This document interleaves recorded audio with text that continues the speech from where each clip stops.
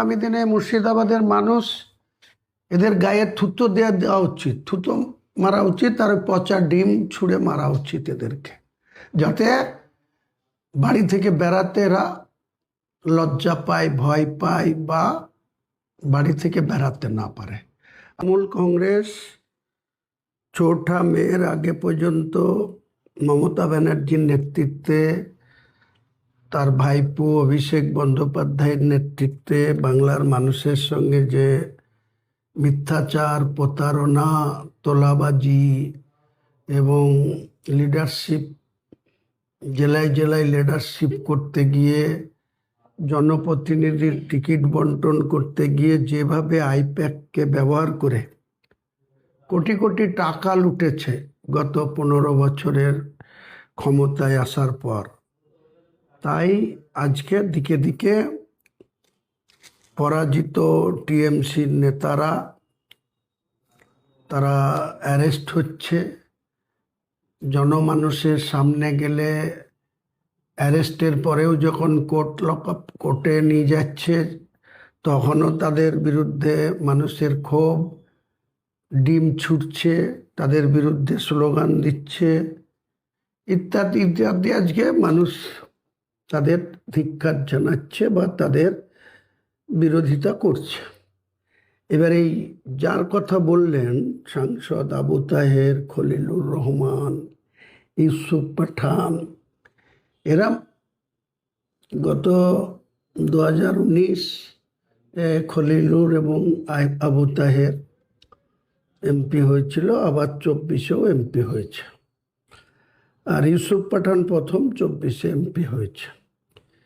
এই মুসলিম অধ্যুষিত জেলা প্রায় বিজেপির ক্যান্ডিডেট ছিল, কংগ্রেসের ক্যান্ডিডেট ছিল,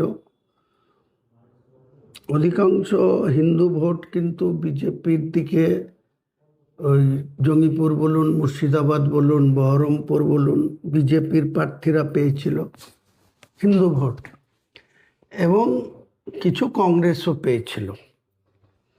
কিন্তু মূলত এই 3 জন এমপি কিন্তু মুসলিমদের 90% ভোটে মমতা ব্যানার্জির প্রতীক ঘাস ফুল চিহ্ন নিয়ে তারা নির্বাচিত। আজকে তারা নিশ্চয়ই কোনো না কোনো দুর্বলতা তাদের রয়েছে, বা কোনো অপরাধমূলক কাজের সঙ্গে তাদের যোগ রয়েছে। তা নাহলে তারাকে আজকে হঠাৎ করে তৃণমূল দল ক্ষমতাচ্যুত হলো, তারা তো মানুষ, তাদেরকে তো 24-এ মানুষ 5 বছরের জন্য ভোট দিয়েছে। তাহলে তারা অপোজিশনে থেকে বিজেপি সরকারের বিরোধিতা করা বা তৃণমূলের নেতৃত্বের পাশে থাকা, এটা তো তাদের নৈতিক কর্তব্য, বা তারা অবশ্যই সেটা করতে বাধ্য। কিন্তু আজকে তারা এমন কিছু কিছু ব্যক্তি স্বার্থে তাদের এই দলকে ব্যবহার করেছে, মমতা ব্যানার্জিকে ব্যবহার করেছে, বা ব্যক্তিগত স্বার্থ যেভাবে তারা কায়েম করেছে, সেইটাকে, সেই অপরাধ কাজকে ঢাকার জন্য, বা পুলিশ প্রশাসনের আগামী দিনে কোনো পদক্ষেপ করতে পারে, হয় সিআইডি করতে পারে, নাহলে ইডি করতে পারে, নাহলে রাজ্য প্রশাসনের বিভিন্ন জায়গায় তারা যে দুর্নীতিগ্রস্ত কাজের সঙ্গে যুক্ত, এই ব্যাপারে তাদের বিরুদ্ধে পদক্ষেপ করতে পারে, সেই আশঙ্কায় তারা কিন্তু এই ধরনের পদক্ষেপ করছে। বাংলার মানুষ যেমন ঘৃণা করবে এদেরকে, পাশাপাশি মুর্শিদাবাদের মানুষ আগামী দিনে এদের রাস্তা ছুঁড়ে ফেলে দেবে। কাজেই আগামী দিনে এদের ভূত ভবিষ্যৎ কিছুই রইল না। তৃণমূল পার্টিটাও আজকে যেমন ভেঙে চুরমার হয়ে গিয়েছে, তাসের ঘরের মতো ভেঙেছে। আমরা কিন্তু 1 বছর না 2 বছর আগে থেকে, 2023 সালের নির্বাচন থেকে এই নেতৃত্বকে বারবার বলে আসছিলাম যে আপনারা, মমতা ব্যানার্জিকে বলেছিলাম যে আপনি পার্টির রাস্তা আপনার নিজের হাতে রাখুন, আপনি অভিষেকের হাতে ছেড়েন না।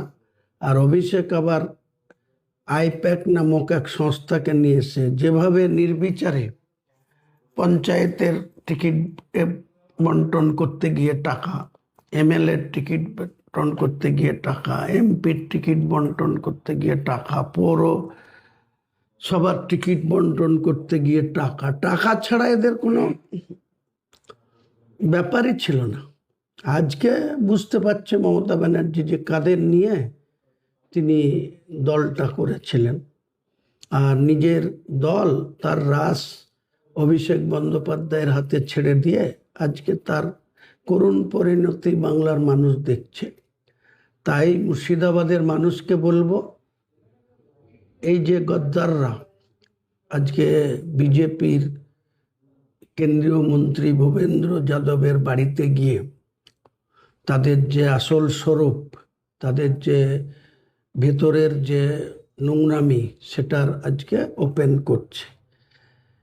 মুর্শিদাবাদের দিকে দিকে জঙ্গিপুর, মুর্শিদাবাদ, বহরমপুর, যেখানেই এই আবু তাহের খানদেরকে দেখতে পাওয়া যাবে, আমি আমার আম জনতা উন্নয়ন পার্টির সমর্থকদেরও বলবো, এবং যারা কংগ্রেসের তো অবস্থা খুব ক্ষীণ, তারা এই বাংলায় 294টা আসন পেয়ে ভোটে লড়ে মাত্র 2.79% ভোট পেয়েছে, 3%ও পৌঁছাতে পারেনি।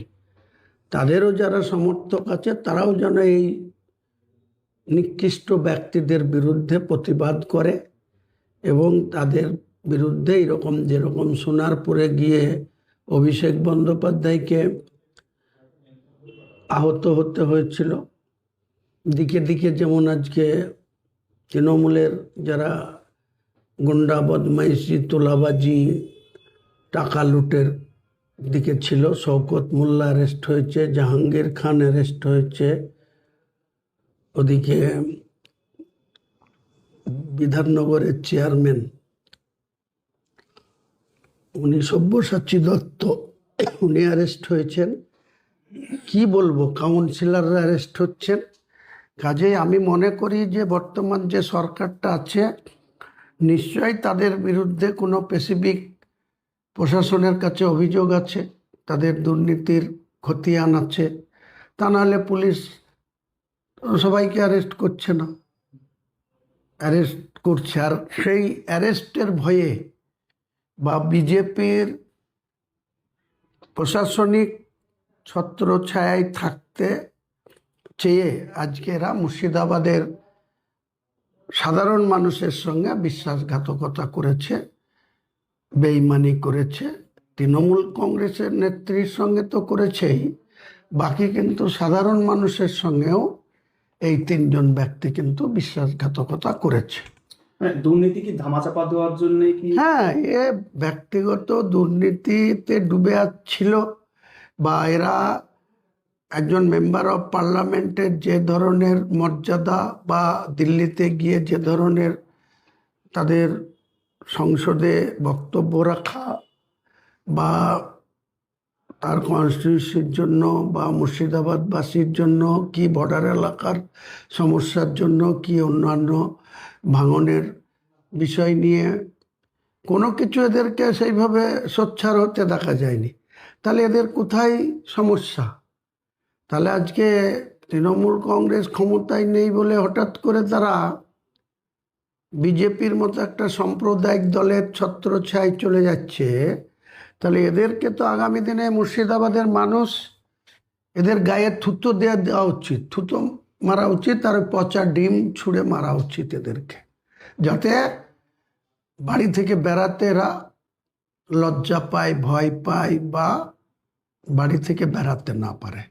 আমি তো এটাই মুর্শিদাবাদের মানুষকে আহ্বান করব।